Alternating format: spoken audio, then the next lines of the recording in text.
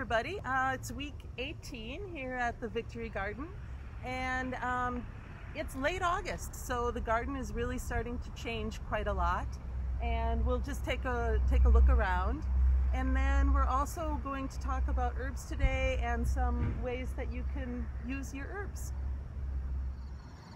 Let's take a look at our winter squash. We've got some butternut squash here, and the vines are really dying back, but they are not quite ready to harvest yet.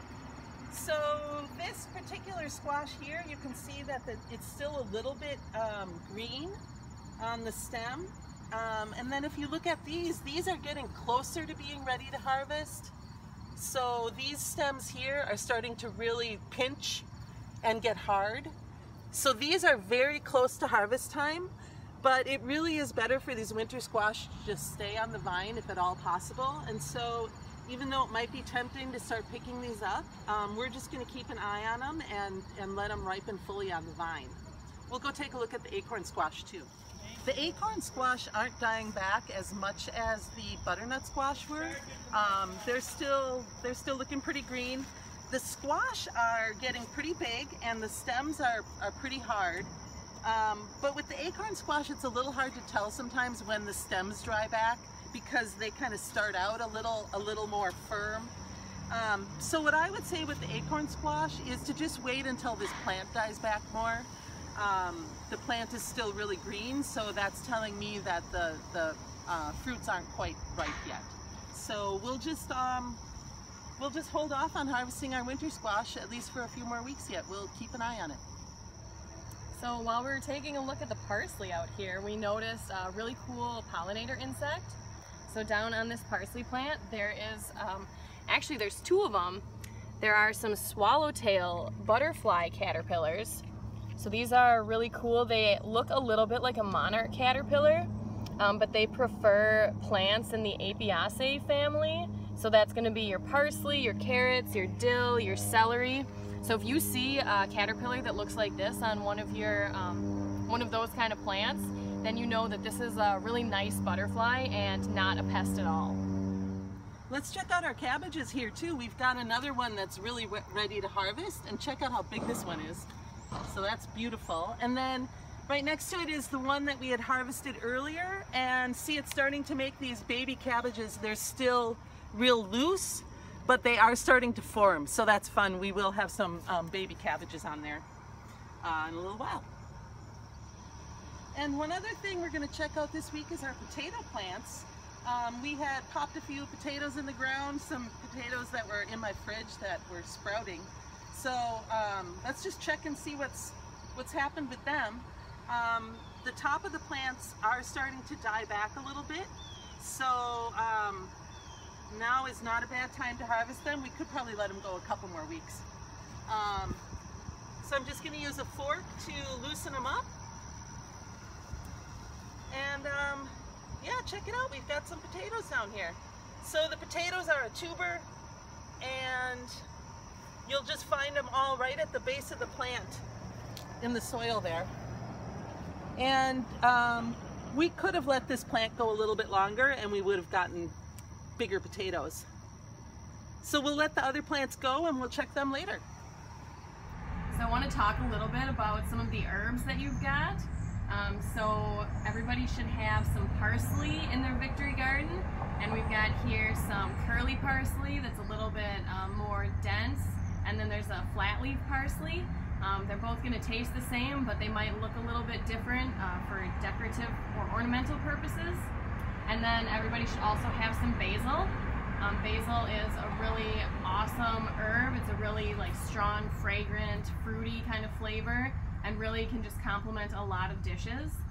So I just wanted to bring up two super simple things that you can do with basil. The first is a pesto, and that is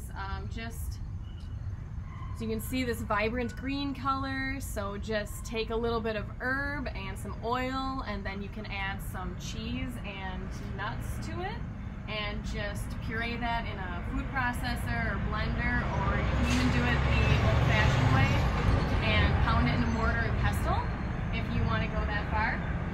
But you don't have to limit yourself to to just making pesto out of basil, you can use any herb to make pesto. So you can use your parsley if you want. You can use like cilantro or dill, or really any herb that you enjoy. Just incorporating a little bit of oil to it makes it into this really nice texture, and then you can use that for a like pasta sauce. You can just add it to something else. You can add it to a quick pasta salad. You can add it to soups, or if you want, it's a really easy thing to freeze.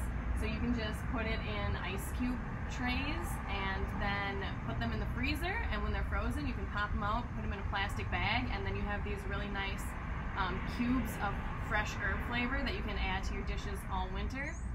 Sometimes too, if making pesto seems like kind of a little bit more work than you want to do, you can just throw your herbs in some olive oil and, you know, in a food processor, and just put that in the freezer, and then you can take that out and add your nuts, garlic, cheese later, or use it to cook with. But just getting the herbs in olive oil in the freezer, you'll be really happy in the winter that you did that.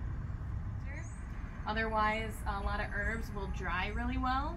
So if you have a dehydrator, or if you have an oven that can get pretty low, like maybe 180, 200, you can just rinse off your herbs, put them on a cookie sheet, and put them in the oven, and just put them in there until they get dry and crispy, and then put them in a jar, and you've got these really wonderful herbs to use again until next season.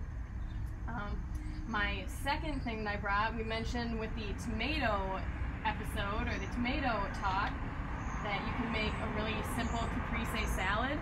So that's just going to be some tomatoes, some basil, and some cheese. I like to use mozzarella, and then maybe a little bit of oil and vinegar. So this is just really, really colorful also. So we got the nice different colored heirloom tomatoes, and then it just has that like herb flavor, and this is a great way to use up your vegetables and not have to go through this really long process of cooking them. Is just cut them up and add a little bit of herbs and a little bit more of whatever, you know, you can add a little salad dressing that you've got in the fridge, and just really have these quick salads to make, and you know, get more vegetables in your diet. And one more thing I wanted to mention about herbs is that they are a really nice plant because they can grow in really small spaces, in really shady yards, in raised gardens. So they're a really nice, like versatile, small plant that you can kind of tuck into a lot of different areas, and then you're still able to get that really good, you know, flavor with not a lot of space requirements. And we just had 2 herbs that we grew here this summer. But if you're thinking about next year what you might want to grow, or how you might want to do things differently, you might want to think about incorporating a few more herbs, and just thinking about what flavors do you like and what herbs do you like to eat. So parsley and basil are pretty simple. Otherwise, there's a lot of plants, annual plants that you can start from seed, or you can start from plants, but they grow really well in one season. So I would think cilantro, dill. Got any other ones, Sue? As far as the annuals go, those are kind of the ones that I think of immediately, and then a lot of the herbs are perennials. So that's kind of a whole different category.